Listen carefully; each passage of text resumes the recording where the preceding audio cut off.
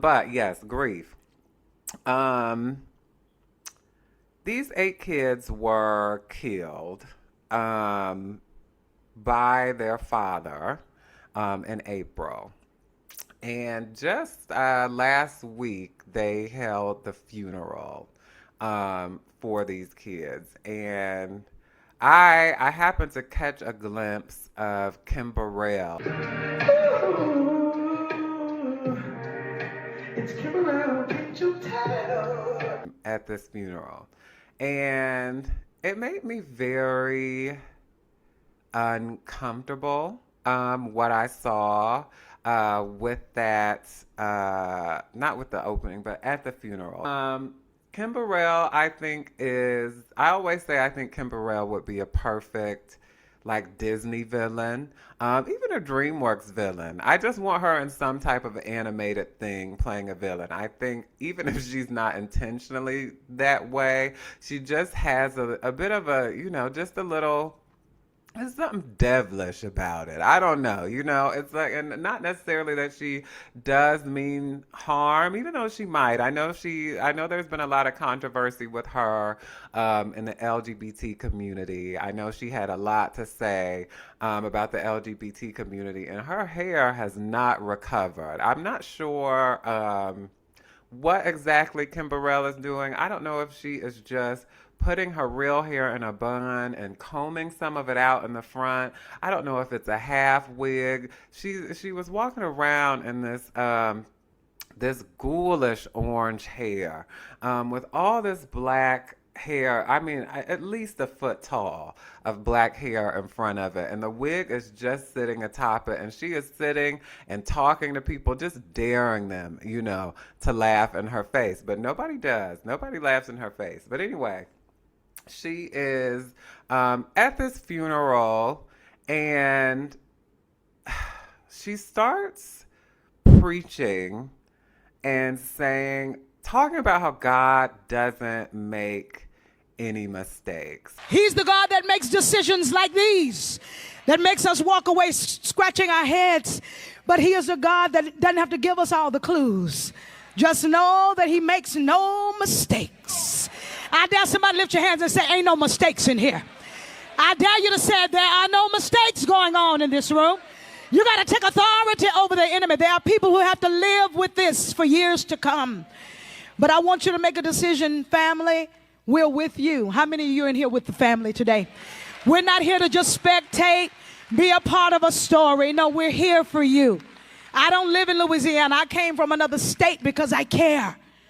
I wanted this family to know that God is real. And guess what's going to happen even after this? He going to make a way somehow. Right. And I understand that I get it. I get people who follow Christianity. That is one of the things that they believe, to keep going. But I just was really struck. It reminded me of this song by Big Crit, The Vent. In the song, he says, a neighbor lost a child. Oh, a neighbor lost a child. I tried to ease her pain. It's only God's will. She said she felt the same. And I remember when I heard it like a long time ago, it didn't really strike me as anything. But I heard it a few years ago, and I was like, who the is trying to hear that? Like, when they lose their child. Like, could you give me some time to just weep? Like, there is no time, even in the faith, to just recognize the gravity of the tragedy of this. Like, I just feel like, where is the space for us to just weep? Where is the space for us to just say, I actually don't have anything to say. You got standing up. It was so Twilight Zone-y to me. Whoa, he's gonna do it. Come on. Lift your head up. Lift your head up. He's gonna do it. Somehow, baby, yes he will. You understand? He's got another plan. She singing. You know, Kim Burrell has a beautiful voice. She's singing. The choir's getting up, hooting and hawing, child. The people are standing in the pews, you know, waving their arms. Yes, Lord, God makes no mistakes. But it just felt so, because you know, after a funeral is when it really hits. You know, there's the death, and I'm thinking, and I'm talking about deaths that are not people being murdered. But you know, there are the deaths, and then there's the planning and the people coming over every day, and the people like, oh, you know, I'm so sorry for your loss, blah blah blah blah blah. Then after the funeral, you know, people go to the repast, and then it's done. People may still check on you, the people who are really close. She lost 8 kids. I'm sure she's not being abandoned after the funeral, but it's like it really settles in after the funeral. Why can't we just take the time to just be with the grief of what is going on? Why can't we just take the time to just be with the grief of everything that is going on? I understand that we have to continue, and I understand people feel like, you know, if I start crying, I'm never going to stop, right? But it's like, well, can we see if we're never going to stop? Can we at least have a chance to actually feel this, you know? And it feels so interesting to me because it's also, you know, Kevin Hart just had a roast. And, you know, me personally, the only time I would watch a roast of Kevin Hart is if he was literally being set on fire. I do not find Kevin Hart to be funny at all outside of his height, right? I don't really understand how, well, yes, I do. He's a pejorative. I don't, you know, I've said this before. There's nothing wrong with sucking. But he's a to elites. He's a to the white people who pay his bills, which I get it. I'm sure he has big bills, right? But nothing exemplifies that more than his roast. Where this MAGA comedian, I can't remember his name. He looks like a rat. I don't know what his name is. I think his last name is Hinchcomb or something. Like I said, I didn't watch the whole roast. I did see Cheryl Underwood, who was hilarious. I did see Chelsea Handler, who was also very funny. I thought Chelsea looked really beautiful, and that's something I would, you know, I would rarely, if ever, say. I thought she looked really great. It was a lot of in the building, so I got it. I understand, Chelsea.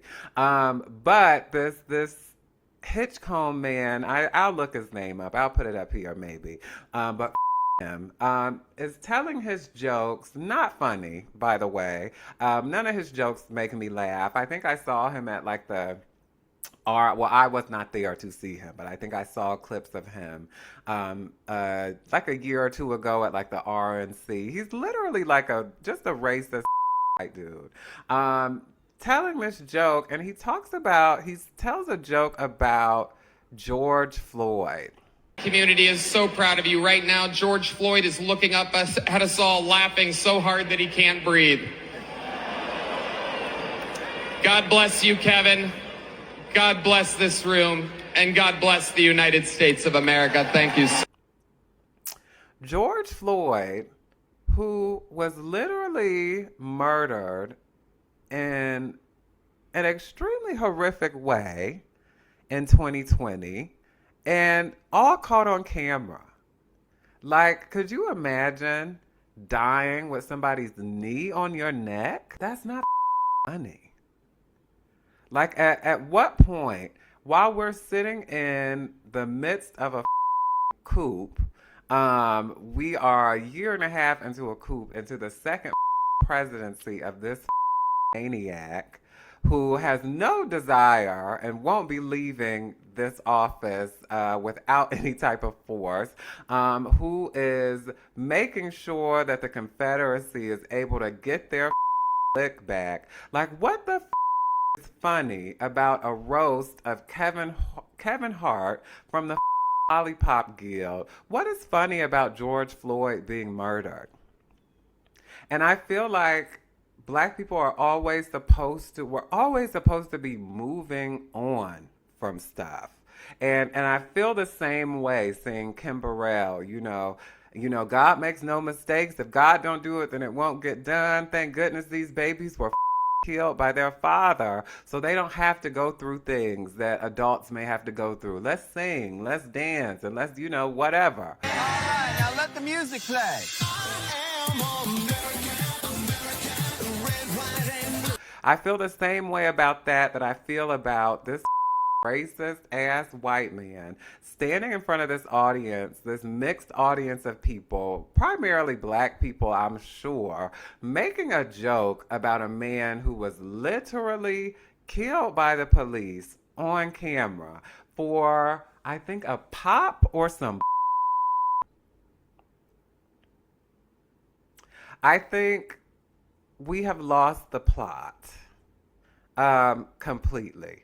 What did Monique say? We have to explain brothers like you. We do. And when we watched that movie, Birth of a Nation, and we saw that man walk his wife into that master's house, we watched him walk his wife in. Then we watched him go back and get him. You're that brother. I thank y'all for your time, my babies. Everything is not a joke. I have very thick skin around comedy, but it's different when we're living in a society that is currently regressing. Like, we're not headed to some type of utopia right now. We're not headed to some place where people are okay with people's differences, whether it's color, whether it's gender, whether it's sexuality, or what have you. We're not going towards those things right now. We are going back to this country's roots, where people were literally enslaved for their labor. It's not funny. And I'm sick of black people always being expected to just take on the chin and just move the on. Like that, like the kind of constant, just being bombarded always with how racist and how vile, people can be, and how racist and vile this place is, makes way for people like Nature Boy to be able to get 15 to come to his, I don't know, hut or tent or Airbnb in the woods and abuse the out of them because he's luring them there, saying that they're going to be able to escape racism and they're going to be able to escape capitalism and all of these things. People are thirsting out here for a different world, and we're supposed to be laughing at the racist white dude at Kevin Hart's roast. All of them.